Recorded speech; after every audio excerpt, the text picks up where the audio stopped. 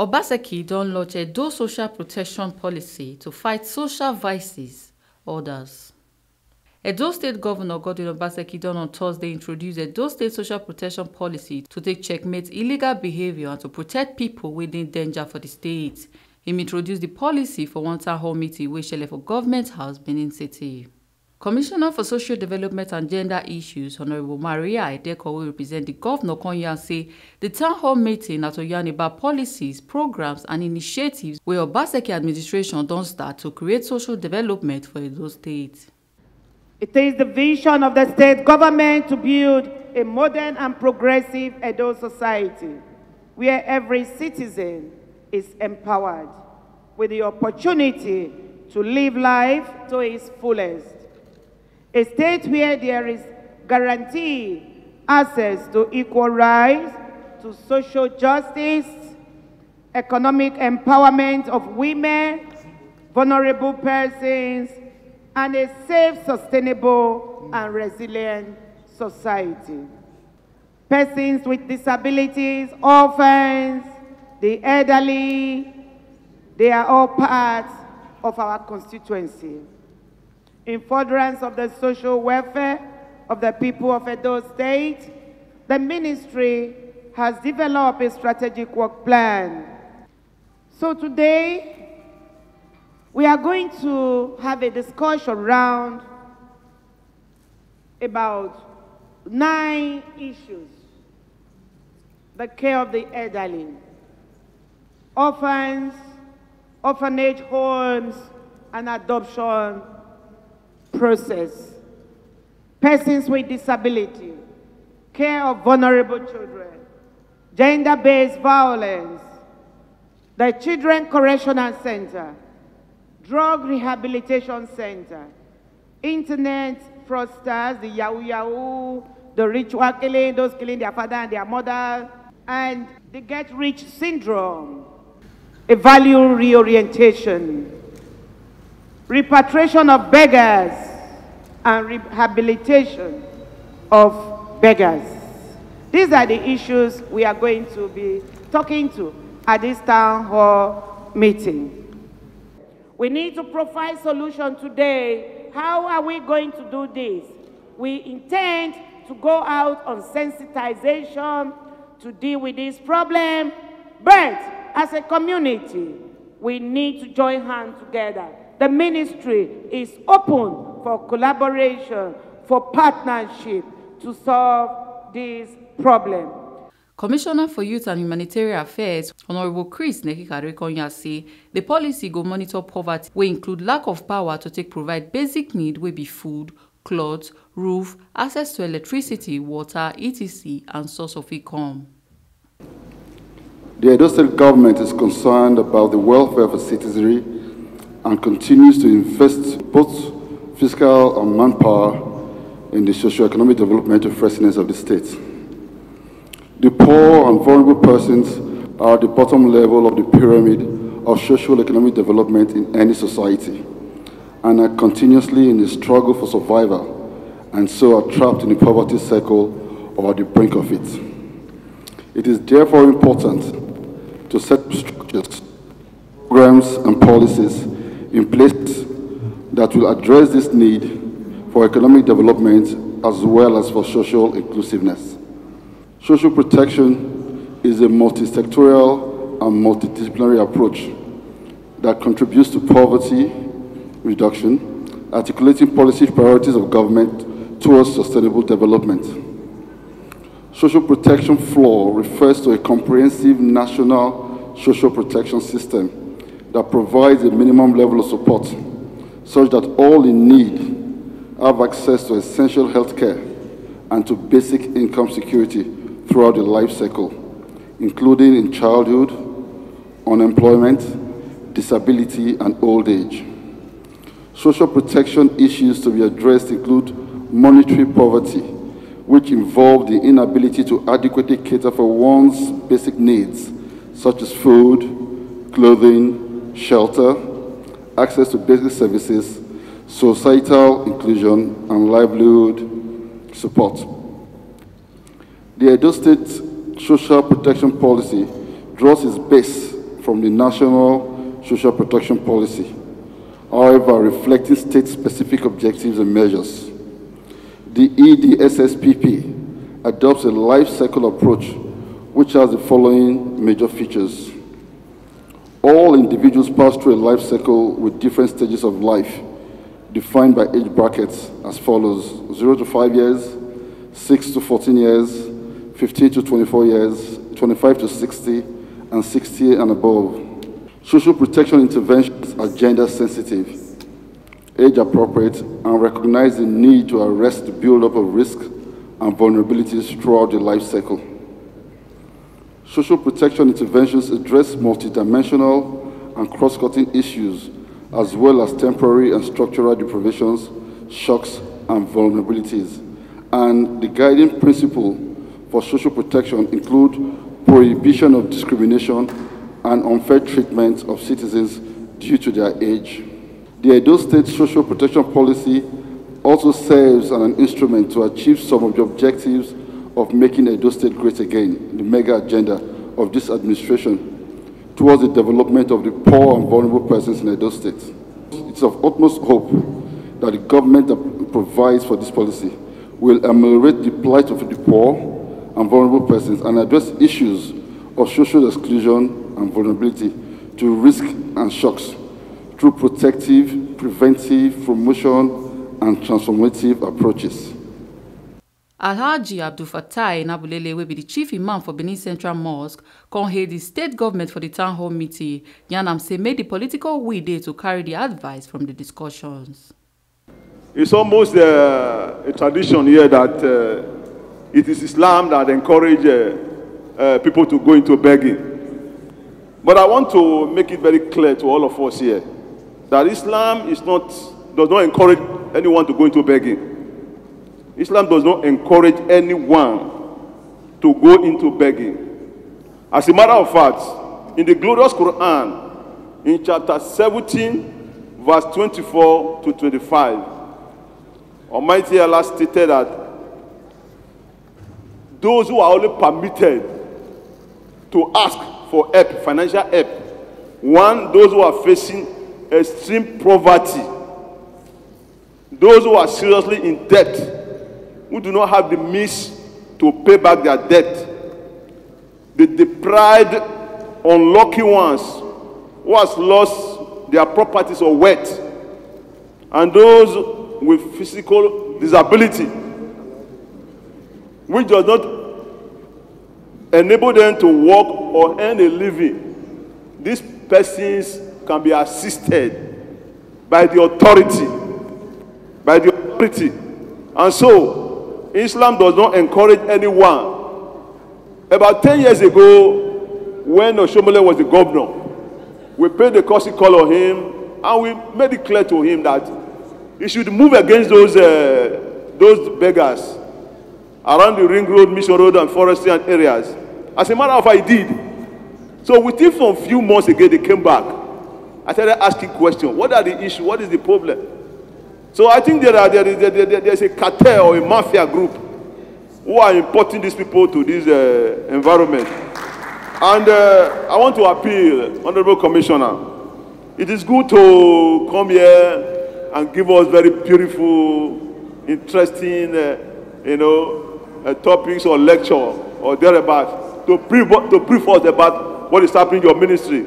But you must have the political will to implement these laws, because I'm sorry to say, some of our politicians, they are not behaving well. That is the basic fact. That is why we are in problem in this country.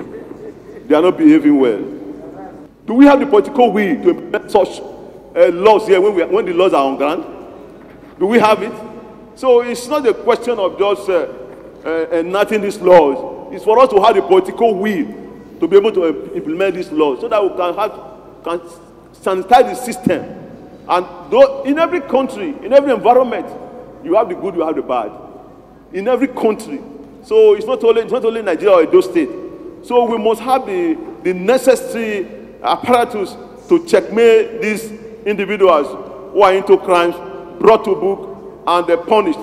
Chairman for Nigeria Bar Association NBA Benin branch Barrister Pius Oyewokonyan say na religious organizations and security agencies no dey help the matter unto say dem dey free the boys when dem get their share. There is an area that I think that we should particularly dwell on, and that is part of the proposals made by the Honorable Commissioner, which has to do with the status of those who are involved in these street begging and those who are seen littering or loitering streets, major streets, particularly Mission Road and other major roads in Benin. It is important that we take it as a truth that we cannot, as Nigerian, you are entitled to live in any part of the country. The Constitution is very clear on that. The freedom of movement is sacrosanct, is guaranteed in our Constitution.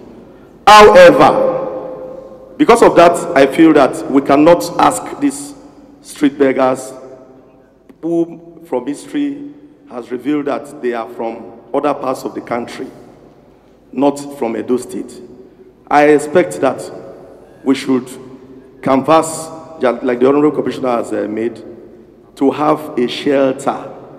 We should identify a shelter where basic amenities, schools, and other things, I mean, in terms of education, will be provided for these children. You cannot compulsorily force a child, for instance, like the Chief Imam, with the greatest respect, has said, so we should ensure that we force them to go to school. But in the shelter, provisions of basic amenities, including education, should be made available, and by so doing, that will guarantee the welfare and well-being of these children. And then there's one other area that I think we should quickly talk about, and that has to do with the menace of Yahoo, as also identified here. Most of our youths are predominantly ex-convicts today. If you go to EFCC, they have largely advocated for plea bargain. And what do we mean by this?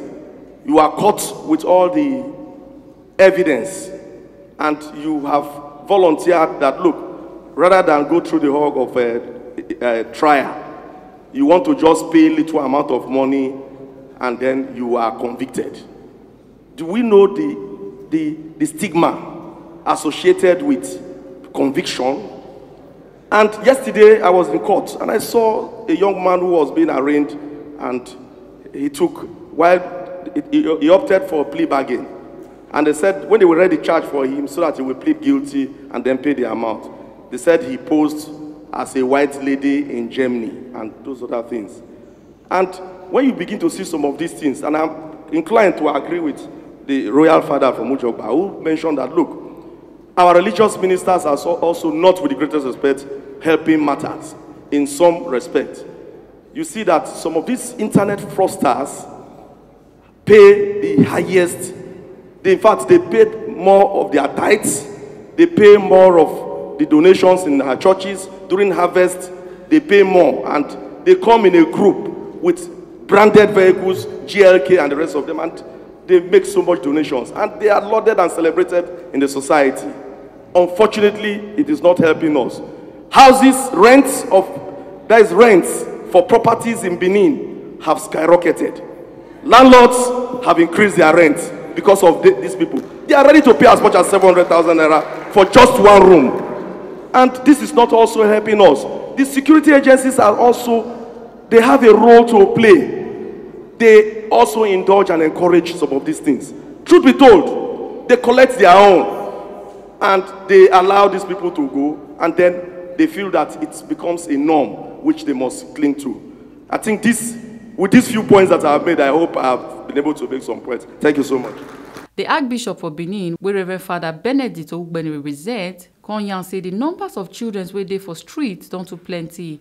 He can promise to collaborate with state government to address the dangers. I'm representing the Archbishop of Benin City, Most Reverend Augustine Obiora Kubeze, and we are here to lend our voice to the issue on ground. As we know, the issue of street children has become something that affects the state, and children are generally considered most valuable of the human species because they lack the necessary capacity to take care of themselves in the early stage. However, the growing number of street children and juvenile criminality in the state is on the increase, and it is worrisome, Your Excellency.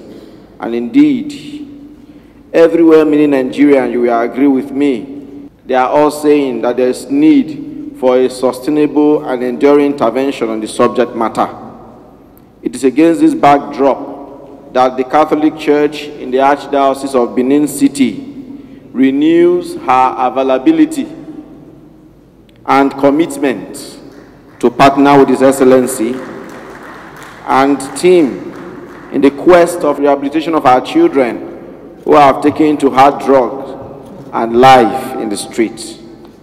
Also, it will interest His Excellency to know that the Archdiocese is concerned with the plight of these children in the street, and we have an ongoing activities for street children according to the little resources available to her. Presently, working in the Archdiocese of Benin City are the Somascan fathers, whose duty it is to reach out to street children and be sure that they are rehabilitated. They are a 16th century internationally recognized congregation that works with street children and orphans to rehabilitate them and reintroduce them in the society. For about 400 years, this congregation of priests and religious have worked tirelessly with children in India, Sri Lanka, Haiti, the Central Americas, Brazil, the Philippines, United States, Mexico, etc.